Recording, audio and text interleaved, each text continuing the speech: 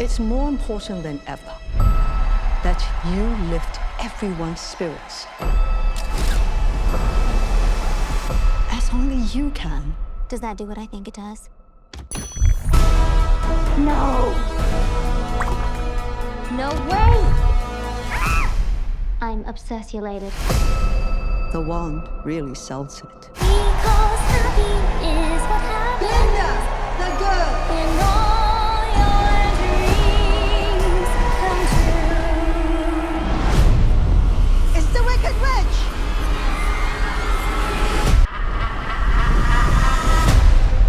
You can wave that wand all you want, but you have no real power.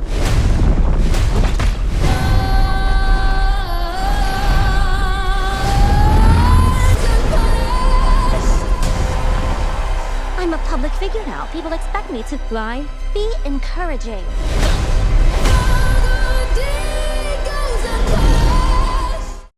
Thank you guys for coming. So Alice's past credits include last year's first iteration of Wicked, Queen Bee, In the Heights, and a personal favourite of mine, Tick Tick Boom. So thank you so much for sharing your film with us. What a beautiful, magical experience. Thank you so much for having a chat with me. No, pleasure. So firstly, I just wanted to, rewind a little bit and go back to the beginning of your collaboration with director John Chu. How did you guys meet, and what led to what's clearly a continued collaboration and friendship? We met, you guys can hear me okay? Yeah. We met 25 years ago almost. We met at film school, and the day I got into film school, I thought was going to be the best day of my life. It was so exciting. I grew up in a very humble family, and we didn't have much means, but I ended up with a full scholarship to film school. And when I was there, I just worked as hard as I possibly could because I knew I was very lucky. And while I was there, I met John, and he asked me to shoot his short musical film called When the Kids Are Away. And he said the way he started to look for people to be on his crew was he'd go into the editing room very late at night and peek in sound stages very late at night. And he said he knew the people he wanted to work with were going to be the people who were working really hard. And so he asked me to shoot a short. And all I wanted to do was make musicals when I grew up.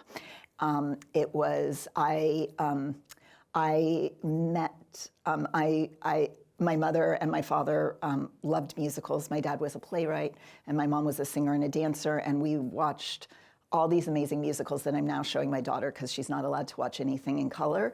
So right now, we've got a rule. So right now, we're looking at all the original Fred Astaire and Ginger Rogers movies from the 30s.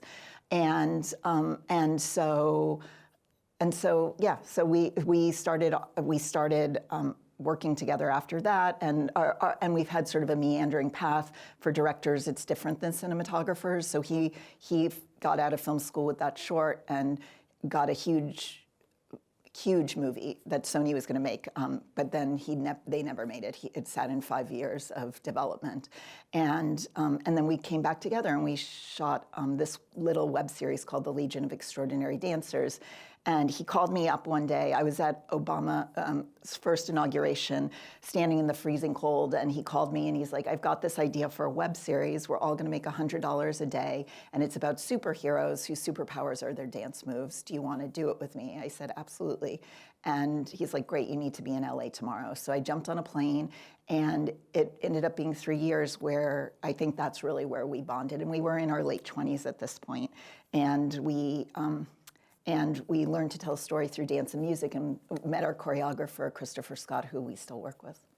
That's amazing. Yeah, 3 years of working together always includes highs and lows. Mm-hmm. And it's the lows that really bond you, and it's the highs that allow you to high five and celebrate. So yeah, and we just had it was like a playground. It was Hulu's first show that they ever made, and so they didn't know what they were doing, and we could try things and fail, and no one was watching us, and so we really experimented, and it's some of my favorite things I've ever done is this period of time that I just completely love. Yeah, that the ability to try and fail is a thing that, you know, artists that work outside of film are able to do, you know, on a daily basis.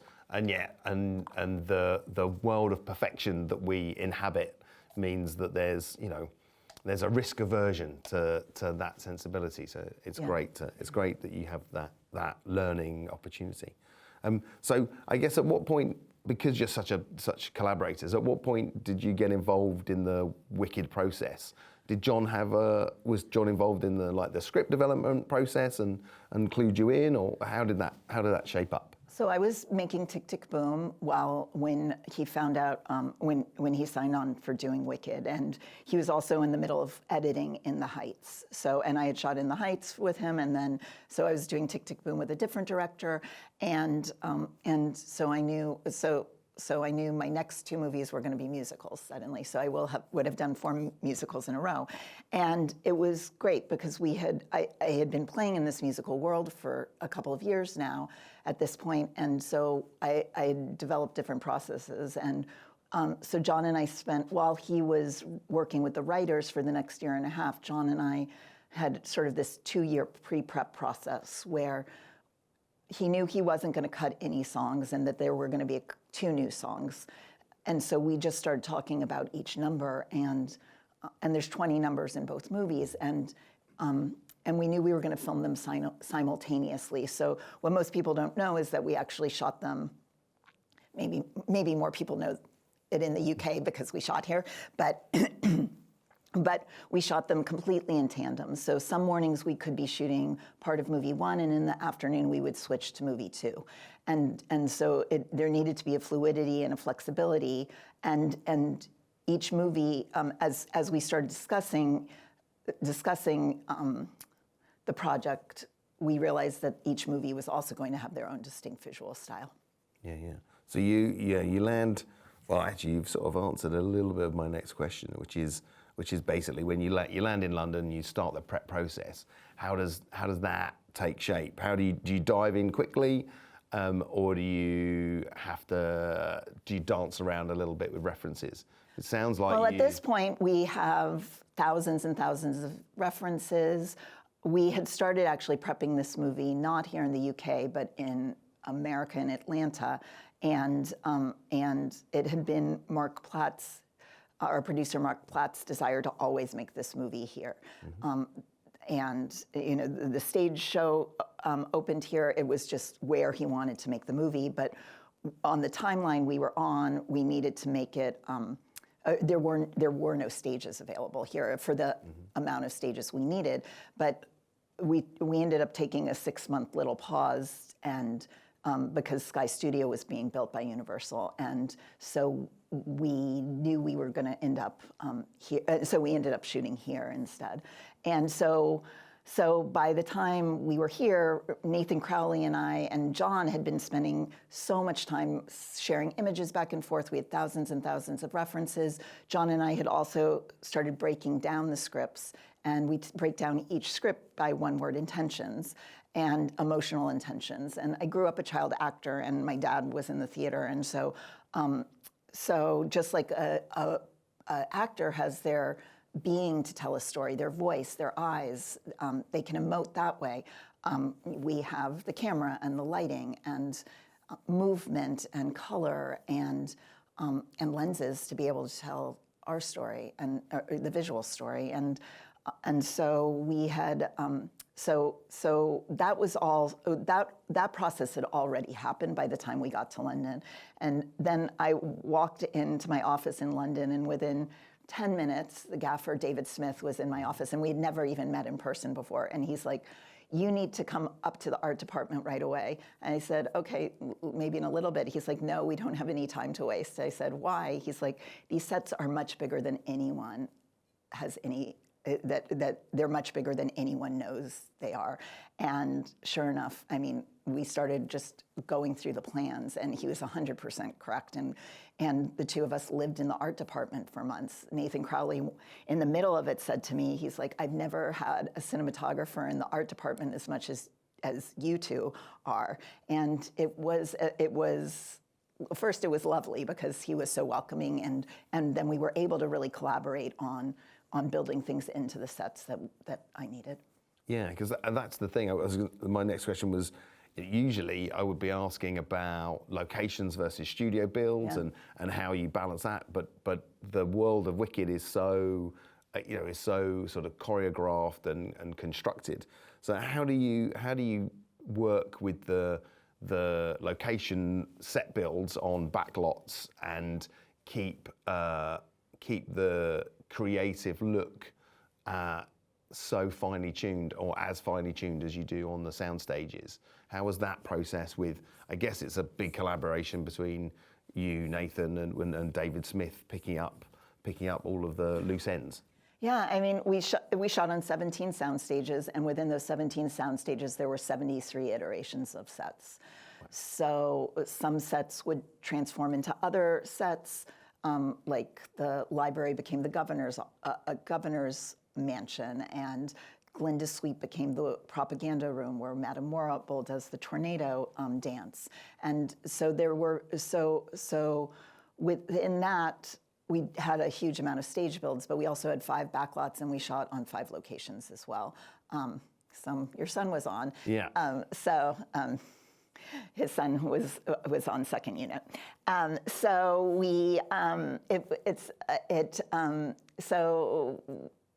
then our 5 backlots, 2 of them were the size of 4 American football fields. So just massive, massive, massive. And being able to balance both of those was tricky, but also being able to balance both movies. And I think both movies was the harder part, actually, than stage versus exteriors, backlots builds, because when John and I talked about intentions for the first movie, we always talked about the first movie being about choice, and the second movie being, we talked about the first movie being about choice, and the second movie being about the consequences of those choices. And so very quickly it became clear that the first movie would have a glow to it, would live in sort of this effervescent daylight, and the second movie would be darker and more complex and have a weight to it. And so being able to go back and forth between those 2 looks, and the first movie, Glinda and Elphaba share almost every frame together, and I split the 2:3:9 aspect ratio pretty much equally between the 2, whereas in the second movie, they are apart much of the time. And so Glinda's introduced in her world, which is in bubbles and circles, and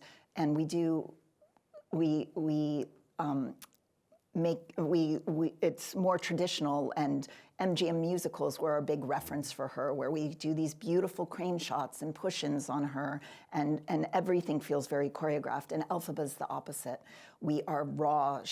Her world is she's in hiding, and we treat her on the edge of frames, and she's real and raw and tangible. And many of her shots are handheld or on Steadicam, and we get closer to her than we have in either movie at all at the very top of the first film, and so being able to go, okay, being able to remember, and go back and forth very quickly, pivot very quickly between both of those was the hardest thing for me. Yeah, I think like you say, in the second film, Galinda's life is sort of curated by Busby Berkeley, and whereas Elphaba's is sort of a journey into sort of the world of the more organic and real. Definitely the Wicked for Good has a more dramatic lighting approach. And there's some beautiful golden hour work, particularly No Good Deed is a great example of like a golden sun and firelight combining to deliver her, like, I guess it's almost like her villain reveal, where she finally sort of finds her true self. Yeah, she finally becomes the Wicked Witch of the West, what everyone wants her to be. Yeah, exactly. I'm going to prove you all wrong by proving you right, kind of thing. There's obviously also, in that sequence, there's a huge level of visual effects involved. My reading of it is that the sort of the pedestal that Elphaba is on is the almost the only section of set, and then you have the flight. How do you or how did you and John go about sort of visualizing the outer part of, you know, the I guess the external elements away from Elphaba herself? They're like the manifestation of her thought process at that moment, right? The monkeys and the fire and the, you know.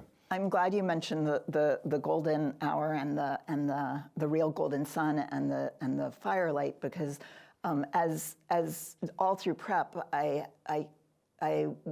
we kept testing different colors because I wanted each scene to have a different color of the rainbow and that color meant something. Each color had a specific meaning, and so orange is the color of Elphaba's transformation, and you see it here when she lights the firelight and the flame, and we had and the set and we.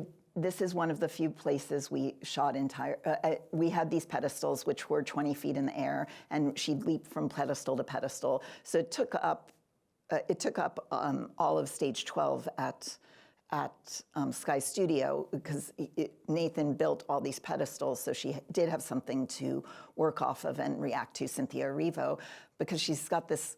Her biggest number in this movie is her singing to flying monkeys who aren't there, and so we have wind, and we've got the camera on a crane on a mimic rig because we wanted it to feel off kilter and have some life to it, but and she's on wires, and we've got wind blowing at her, and the Grimmery has this super hot light just glowing in her face, and it was just this very it was this very intense moment for her and the camera too, and just sort of whipping around, and one of these moments she was supposed to get unclipped from the wires and then be able to walk on this sort of path between two of the pedestals, and she didn't, and she jerks and the camera jerks, and it's what they ended up using in the movie because it does have that rawness to it. And then you actually see Glinda right after the wedding, we go into a handheld scene, which is Glinda's first moment where she breaks, and it's after Fiyero and Elphaba fly off and leave Glinda, and she has her rawest and realest moment, and we do similar sort of handheld work with her as she gets very close to the camera, and we dim down all the lights in the room except for having one dado light in her eye, and we didn't shoot any coverage. All the dialogue's happening off screen or out of focus in the background between Morble and the wizard, and she. And I love Karsten Jakobsen, who is our camera operator. He is phenomenal, and we had 10 weeks of prep together. I was able to convince the studio and our producers that we needed him for those 10 weeks before, which I think is really important on a musical. And we had never worked together before either, and it really got the two of us completely in sync. And so these moments where the actors are doing something different, we have this. John wanted everything to feel alive and handmade, and so we found different opportunities to do that. And so there's lots of moments where, even though we planned so much. Like I've got every single storyboard for No Good Deed, but there are moments where when things sort of wonderful magic happens, we were able to take complete advantage of it.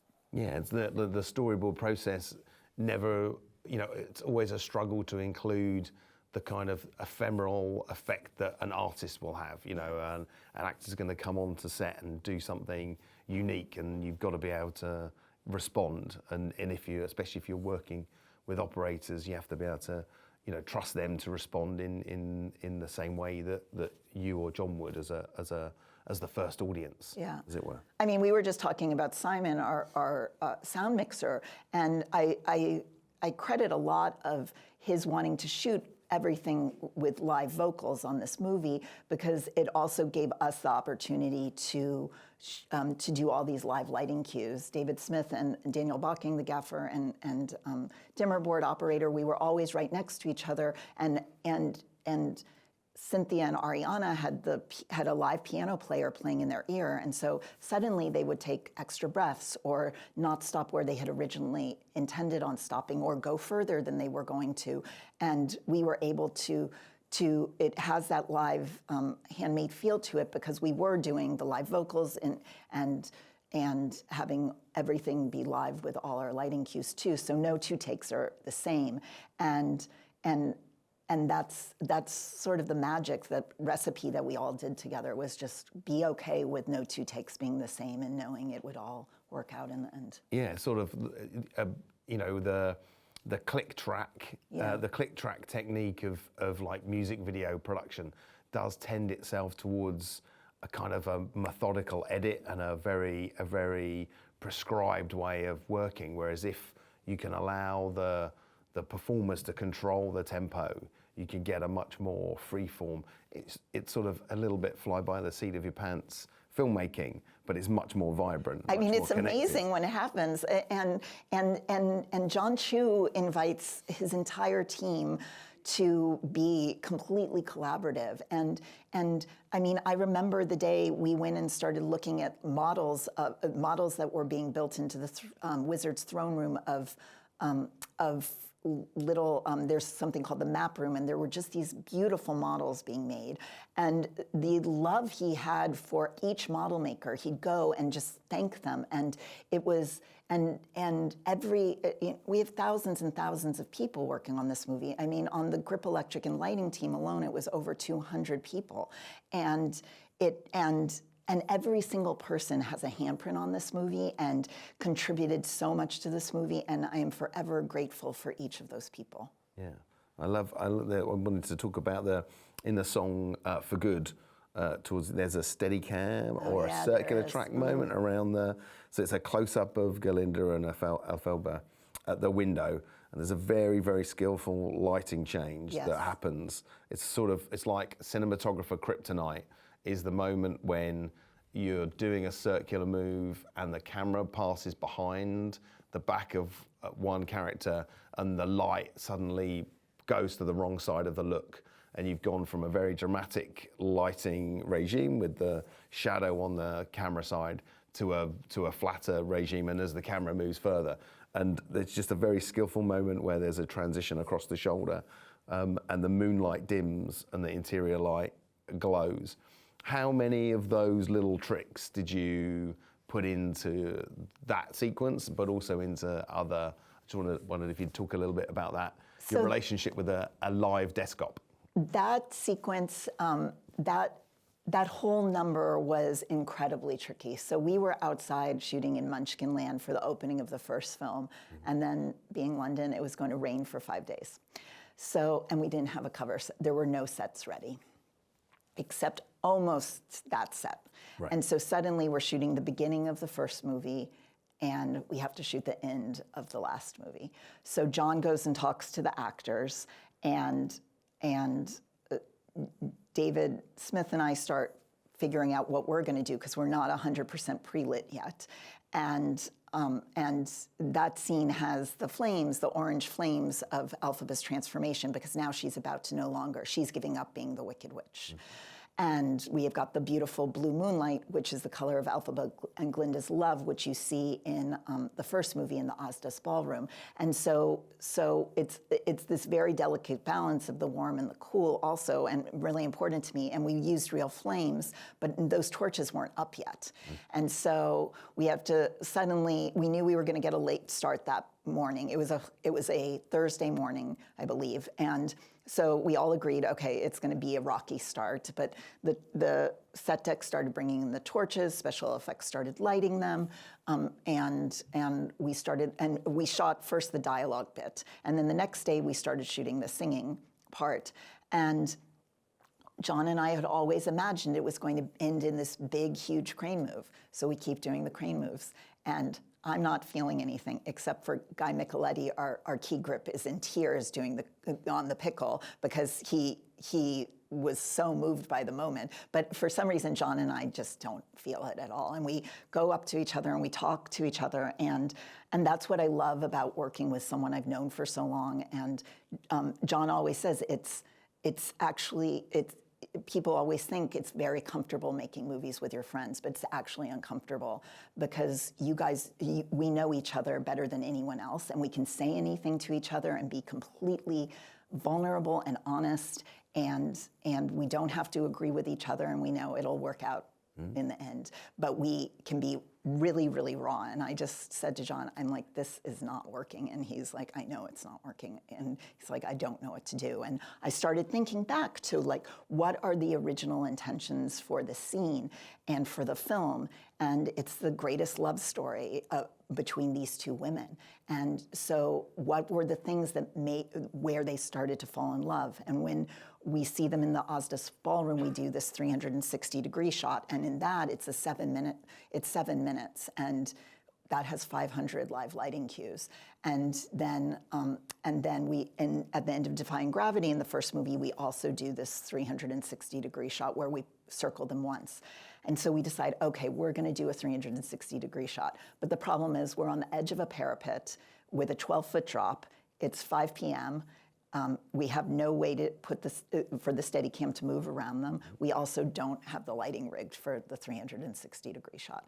And so we agree we're all gonna go home for the weekend, and we actually can't even shoot there on Monday. So we go home for the weekend, and then like a week later, we're gonna come back. So he goes and talks to Cynthia and Ariana and says, okay, we don't have this, we're gonna have to come back and get it. But when we do, what we're gonna do is we're going to then go and shoot your final goodbye, and that's gonna be an in-camera split screen. So we're not gonna shoot one then the other. We're gonna shoot this 360-degree shot, and then we're gonna go straight in to the closet, and we're gonna shoot this split screen in camera. And so everyone agrees this is the way we're gonna do it. So their emotion is all in that moment. And so over the weekend, we spend the weekend working on the lighting for the 360-degree shot, and it takes a significant amount of time because we don't even have things rigged overhead for it. And then, and we also do, because this was supposed to be our pre-lighting weekend, and so we also go and we do all the pre-light for the melting of the Wicked Witch scene with all the shadow play on the wall. And I say to John, well, we need to remove the wall to be able to get this split screen. And Nathan Crowley, our production designer, is like, well, once that wall is removed, we can't look that direction the rest of the day or the rest of the week. And John's like, I don't care. I'm like, I want to do it this way. I want them to have this. And we all just jumped in and made it happen. And that's what I love about making movies, because it doesn't have to be perfect. It can be messy sometimes, and in the end, all that matters is really the emotion of the story. Yeah, it's amazing that you were like strong enough to realize you'd had the epiphany that things needed to be, that the scene needed to resonate in a way that it wasn't working. Oh, and that's the other thing. John realized, he's like, because we had imagined, we had only ever seen this moment in the stage show, where in the stage show they stand at the edge of the stage and sing out to the audience, but you can't do that in a movie. Mm-hmm. They need to be looking at each other. And so that was really what was wrong with the crane shot, was you can't see them because they're in profile the whole time. And so that's, and they're singing at the same time, so you don't want to be cutting at that moment back and forth, and that's anyway. Yeah, I guess that's how the shot evolves to trade. I guess you trade as an audience. You trade allegiances between the characters, and you trade emotional response. So it's like almost like you're one of the characters listening to the other character explaining their position in the scene. I mean, it's basically a dialogue scene. It's just sung. Yeah. With some, with 500 unique lighting cues. Yes. Yeah. Simple stuff. A simple day at the office. I guess so. The lighting cues and the camera complexity sort of lead me on to the films have a very unique color palette. The world of the Emerald City, the world of the Yellow Brick Road, and the pink and green combination. It's such a spin around the color wheel from our amber and teal world that we normally are inhabiting. How did you deal with such specific hues? Alphaba's skin tone of green is such a unique hue. How did you chase that down and make sure that it wasn't wayward? And also with your sets featuring such specific saturated colors, how did you avoid the bounce getting into skin tones and inhabiting all of the faces? I mean, in our interiors, it was easier than our exteriors for sure for Emerald City, because the interiors of Emerald City are fairly dark to begin with, and so we didn't have that much green bouncing around in there. And then when you're outside, we have green everywhere, but there were some lucky things that happened, like it was so muddy on our sets that the green floors were never green because we were outside and there was so, and we built these sets in Ivanhoe on farm turf, and we didn't realize that farm turf meant that the ground would be completely soaking wet and so much mud. And so visual effects actually had to replace almost all the floors, the yellow brick road in Munchkinland and the green in Emerald City because they were so muddy. But that helped control the green bounce. I mean, which was really a huge blessing for me. And then we also don't actually have that much day exterior in Emerald City either. It's mostly night, and so it wasn't a huge issue.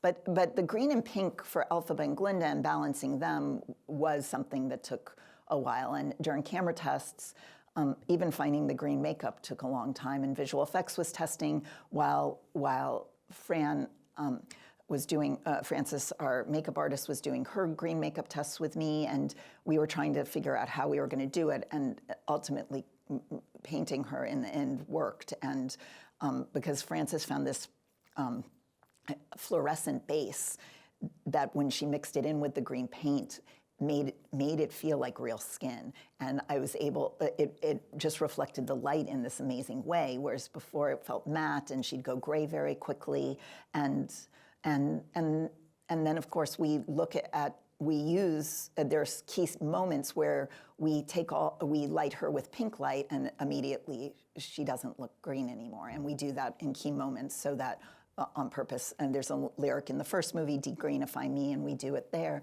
And then in Wonderful, during the sort of broom ride, when she's lit with pink as Ariana's singing to her, she's not green. Yeah. Thematically, there's a lot about, I guess it's sort of, the first film is sort of a nostalgic look at childhood, and then Wicked for Good is sort of a kind of adolescence leading into discovery of your true self, like in your 20s kind of thing. There's a fascination with appearances. Galinda's struggling because she needs to keep up an appearance of being the good witch despite not really believing in any of it. Yeah. How did you go about using, there's so many wonderful reflections and frames within frames. Was that all, did it all come out of this long period with John at the beginning? Yeah, one of the early things we also do is we start talking about percolating images. So we made pages and pages of just images that were starting to, that either one of us just started to think about as we were reading the script, and whether it was the two women holding hands became a big theme. John kept talking about hands being a huge theme for him, and actually, if you look at In the Heights, shoes are a big thing, and so this time it became about hands and hand holding, and we shot hands from behind, and like the shape of the witch's hat, and how, and for me, like where that line would hit on her face. And so the first movie, we talked a lot about being the fairy tale. It is wish fulfillment. It's sort of the biggest, The Wonderful Wizard of Oz is the biggest, almost the only American fairy tale ever, whereas in Europe, there's so many wonderful fairy tales, but that's the one we have in America, and so that's the fairy tale, and then Wicked for Good is what happens when the fairy tale breaks. What happens when you realize the fairy tale actually isn't real? That person you look at in the mirror is is the person you don't actually want to be, and what are the stories we tell ourselves that make us who we are. And so reflections became one of those early percolating images. And so like Girl in the Bubble, John and I were talking about it just being her standing in front of a mirror at first, and that was going to be the whole number, just her singing to herself in front of the mirror, and realizing we couldn't sustain that for 3.5 minutes. Then we started developing how we could make that into a oneer. And also having a history with a director for so long, we had been wanting to do a oneer for 15 years for a musical number. And there was one we thought we were going to do in the Heights for a number called Champagne, but we shot in a real apartment in New York, and it was just too small, and we couldn't make it work. But in that movie, we had also been talking about doing a dance on the side of a building for 12 years. And John's like, oh, I know which number we're going to do that for. And we did that in the Heights. And so we decided this was going to be our oneer, finally. And we started looking at all the greatest movie mirror shots of all time, and Contact. Zemeckis' Contact became this big inspiration for us. And but it just started with, okay, she just needs to look at herself and go, oh my God, who is this human being in the mirror? And so, yeah, the Girl in the Bubble is exactly what I was then going to talk about, because it's such a confrontational moment for Galinda, where she's considering all of the things. You know, where does her friendship lie? Where does it sit? I'm guessing I was just running out of time for us to talk, and we should extend it out to the audience. I'm going to ask one more question from me, and then can we have some great questions from out front? I guess you've already touched on it a little bit about how you shot the film simultaneously. So how do you in prep deal with all of your HODs? How do you deal with such an enormous canvas? You know, I guess the total running time of the films must be around 5 hours. Just shy. Yeah. So you're probably shooting 6 hours worth of material to end up with 5 hours. How do you juggle that? How did you delineate that for your teams? I mean, the first thing was just our prep process, and it was getting to know each other as artists and not as technicians. And part of that was we had movie club every Wednesday night, and we just watched movies that had nothing to do with Wicked. It was like book club, where we'd watch a movie and then we'd sit and talk about things we liked, and or shots we liked, or the colors, or anything just to get us sort of on the same page. And it was me, the key grip, the gaffer, camera operator, and Marin, who then became very important to our team in terms of she created weekly at-a-glance packets so that everyone knew exactly what we were doing each week. But so we would be watching these movies and just get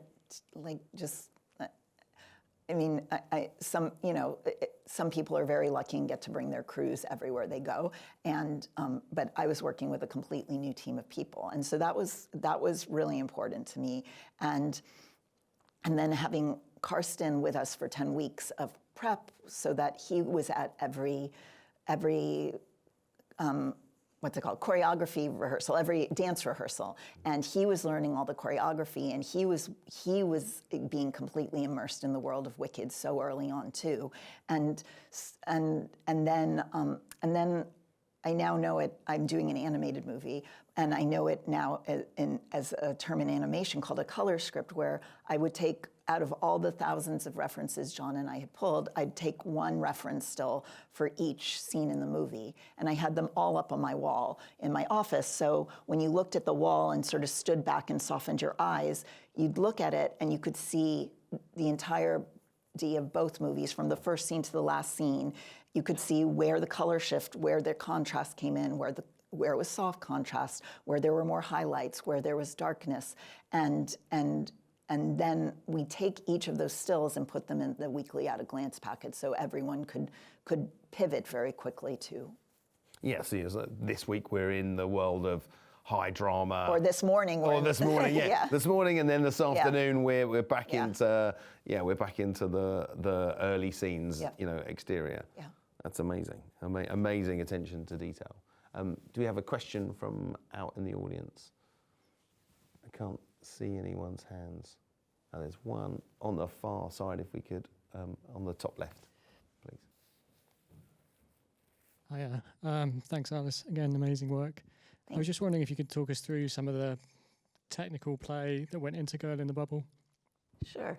Like talk through each shot? Just how you piece together the one, or obviously there's... So it's 7 shots total. So it is, John, right before we were supposed to, we had a meeting every morning in what we called the War Room, which was just this amazing creative space where department heads would all come together every morning. And I knew we were going to talk about Girl in the Bubble. And so I woke up at 2 a.m, fairly stressed out about it, but I realized I needed a way to talk through it with everyone. And so I grabbed my husband's shaving mirror and my daughter's bath toys, and I started mapping out how we could go in and out of mirrors. And at the time, we only had 3 mirrors on the set. So we had 2 on either side of the bottom stairs and the one that's above the couch. And in the end, we realized we needed a 4th mirror so that we could come out of it. But and we put that in what we called the Hall of Memories, or the wardrobe up at the top stair.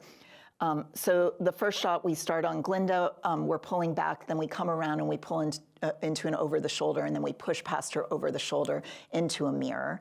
When you see the reflection, when we push into the mirror, that's blue.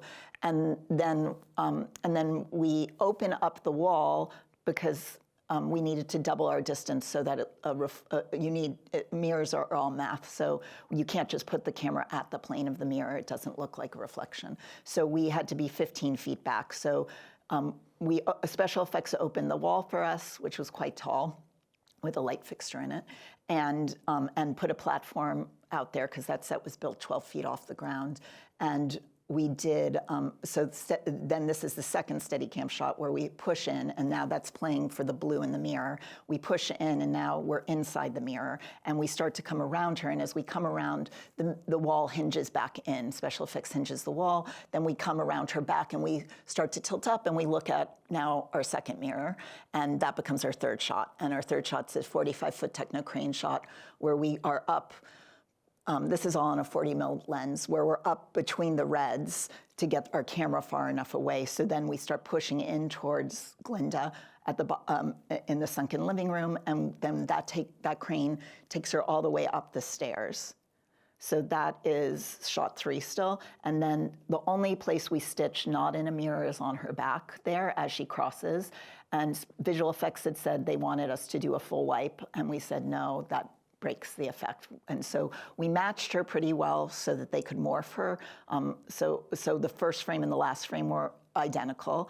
And now we're in our 4th shot, which is a Steadicam shot that pulls us down into the Hall of Memories through another mirror. And then as we pull back, we have Glinda again, which becomes our 5th shot, which is another techno crane shot, which we're now which now gets us down the stairs and into that beautiful shot, which was, we had looked at Jacqueline Kennedy, JFK's wife, a stair shot of her as sort of our inspiration for that. And then our last shot is a Steadicam shot. So that's our 5th, so maybe it's 6 shots. Our Steadicam shot, which pulls us out of the last mirror at the bottom of the stairs and takes her over to the bubble, where she sees herself in reflection as a younger self, and that's that younger self is a 6th shot, and then we're still not cut at all. That's just the reflection plate, and then it ends in a profile where she sees her older self and she walks away. Sounds like a pretty simple morning's work, right? It was we did done it by 11. We did it in 2 days. Yeah. We did it in 2 days, but it was, it's all live singing too, and when we developed it, there were no lights on the set. There were no practicals. All the practicals were table lamps, and the room was actually filled with furniture. And so John Chu had to work with Set Deck to start getting rid of furniture, and I had to work with Nathan Crowley to start, and David Smith to start working out lights within on like all the sconces on the wall. And Nathan at first was really he didn't want to do it at first because he was worried it would ruin the architecture of the space.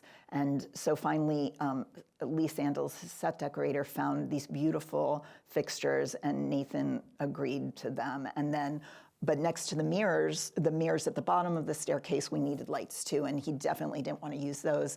But we were building the Ozdas Ballroom at the same time, which is this clear resin set that I backlit blue. And so he agreed he could do these columns that looked like architecture, and then David put LED tape on the inside, and then that's how we did that. Yeah, to have a key light so that you can. But again, I mean, we're also just like in For Good. Yeah. I mean, in that first shot, as we pull back, you can see the key flipping as we're moving back. Yeah. So lots and lots of lots and lots of moves.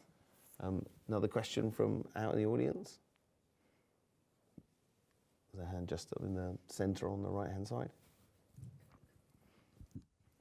Hi, Alice. Thanks for joining us, and congratulations on both films. Thank you.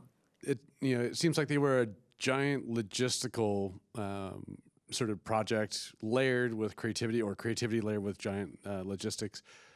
And there's that sort of phrase of your liabilities or your limitations become your assets. Was there a part of having so much logistics around this that sort of channeled the creativity and kind of became the sort of the touchstone of how you got through and layered your design on top of this? Yeah, I mean, it's the thing I love about cinematography is that it combines all my favorite subjects. It combines math and science and painting and storytelling and light, and so I mean, I just told I'm a member of the American Society of Cinematographers, and they were trying to find someone to be on their to help on the finance committee, and I was like, absolutely, I love numbers, and it's just so I think I think. I also have always said if I weren't a cinematographer, I'd be a personal organizer. I love that part of the job. I love putting all the puzzle pieces together, and then once all those puzzle pieces seem to be in place, then going and just sort of like tearing the puzzle apart and making something really cool. I don't know if that answered your question, but. Yeah. Amazing. Well, might just sneak in one other bit there. I remember there was a Hollywood Reporter or Variety interview that you did with John, and you sort of touched on using visualization as one of those things to sort of dig into this. And I saw in the credits that there was an in-house visual effects team, and then you're now talking about working on a feature animation. Yeah. So it seems like you've kind of really jumped down that path. Yeah, I mean, we do. I mean, we used the Unreal Engine in Wicked to do some pre-lighting, and to Emerald City was our last set, and construction was just further behind. Being our last set, everything just sort of falls, and we knew we were walking right into a potential Screen Actors Guild strike, which we ended up hitting and shutting down. So we used the Unreal Engine to fly our cameras through the set and start to design our camera moves for that space. So I mean, I think the Unreal Engine's an incredible tool, and I think it's I think being able to be as prepared as you can be, and I think John and I have always done it. When I met him, when we made his short film in college, when the kids are away, he brought a binder this thick to make an 8-minute movie. And it was filled with all these ideas, and he had hand-drawn every single storyboard. But then he always says, we don't shoot the boards, we don't shoot the VFX tech fizzes, we don't shoot any previs work at all. It's what then I get to set really early, and as many of us as cinematographers do. And I always try to. John gets there about an hour early, and I try to beat him there. I find out what time he's going to get dropped off, and get there a couple of minutes early. And I stand in the dark space of a stage that's unlit before anyone else is there, or people are having breakfast, and I watch him walk the space, and I can start to understand what his what his thought process is on that day, and he loves props so much, and so I start to watch him interact with things on the set, and we can spend our first hour without even acknowledging each other's presence, but we both know we're there. I'm just in the shadows. And then, but I know that, you know, we on this movie in particular, we were prepping for years, but you don't make the movie till that day, and then he invites the actors to set a call, and they start working, and then I'm walking around the set in circles, and then he. After he's done rehearsing, everyone comes in and watches the rehearsal, and then he goes, "Okay, we're going to start our day." And then he looks for me, and it's the first moment we even make eye contact with each other during the day. And he's like, "And we're putting the camera where Alice is," and then that's where we start our day, and then John and I go off and figure out what our game plan was and what it is going to become. That sounds like an amazing collaboration where you sort of symbiotically are each other's advisors and best allies. Yeah, best allies. Yeah, allies. I think it's important to find your allies in this crazy industry of artists and charlatans. And that brings us to a close on this afternoon's Q&A. I'd like to thank our favourite good witch, Alice Brooks ASC. Thank you. Thank you. I love the questions. Thank you. Thank you. Thank you guys for coming.